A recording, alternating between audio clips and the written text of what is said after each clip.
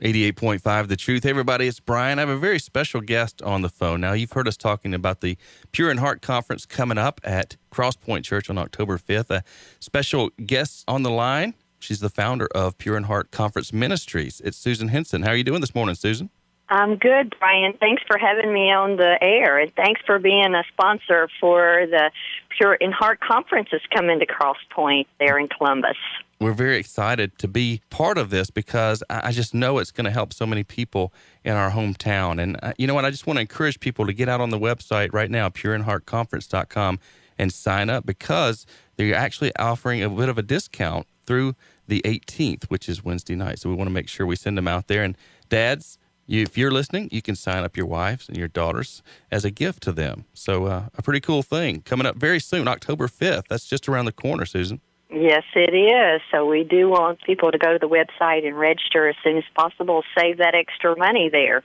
Let's talk about what they're getting when they sign up, because this is a pretty big deal. Tell us about the conference itself, and why would you have a purity conference for girls 7 to 12? Well, this is a national conference. We've been doing conferences since 2006, and we've been having sold-out crowds. I believe we are answering, Brian, the cry of many moms that are out there. How do I capture my child's heart for purity in the midst of them growing up in a sexually saturated culture? Unfortunately, that sacred window of innocence is being opened up way too early today. And, Brian, I think you would agree with me, it's the reason why Truth is sponsoring with us, is the fact that our children are being faced with so much more at an earlier age. And so the Pure in Heart Conference is sort of like a springboard and to equip moms to have the truth to battle those conflicting messages that are coming into our children's lives at a much earlier age than ever before. Yeah. So that's just one purpose of the conference. It's a wonderful purpose. And, you know, I think sometimes we can kid ourselves and think that this isn't happening in our neighborhood, so to speak. What would you say to parents who don't want to believe it because we don't want to deal with it? One of the topics that I cover is understanding your child's changing culture. I think that a lot of moms do have their heads in the sand, or there's another reason behind that is that moms made choices in their teen and college years, and they're afraid to address these issues. They're afraid that their children are going to ask, well, Mom, what about your past? So they're afraid of those. And we have a testimony by a mom that's coming to be one of our keynote speakers, and her message is leaving a legacy of purity no matter your past.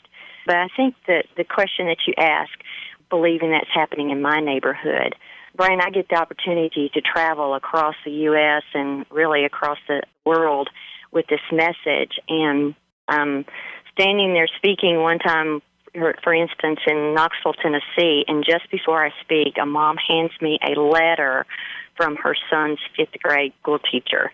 Now, this is an upscale neighborhood. Like you said, it's not happening in my neighborhood. But on this letter from the son's fifth grade teacher saying that sexting was going on in the fifth grade class. And then I had another mom raise her hand and said, I just took my son off the school bus because kids that have iPhones were downloading pornographic materials and passing around the school bus. And so that kids have so much more at their fingertips today than ever before. And we have got to understand our children's changing culture and begin to address these issues, not in a no kind of way, but in a positive way of what God's design is for them and a beautiful love story that God created. We want to give them God's beautiful story and not the playground message, not the school bus message. But the sad thing is, according to the stats that are coming in, 3 out of 10 12-year-olds are already sexually active.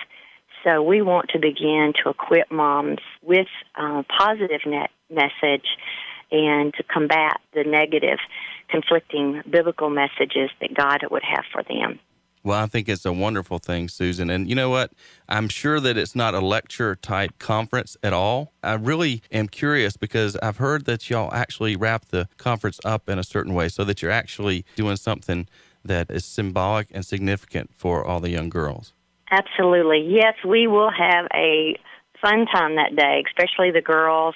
They have their own breakout sessions. We have joint sessions too, but they'll have their own breakout sessions, and they'll do some fun stuff and dramas and live worship and some cool crafts. And the messages for the girls, one thing I want to say is that this is very safe. We do not talk about sexual purity in the sessions with the girls. That's where we address the issues for the moms, because we want to equip the moms so they can go home and equip the girls, because we don't want to steal their innocence. So I think that's one thing that's important for moms to understand. They're thinking, is my daughter ready for this? Absolutely.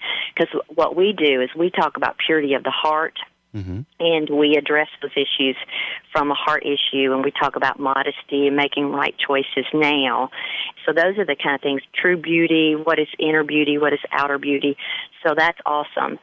But we do have something we do at the end of the day called the blessing ceremony. We prepare the moms' hearts ahead of time and during the conference for this special time, and where they get face-to-face with their daughter.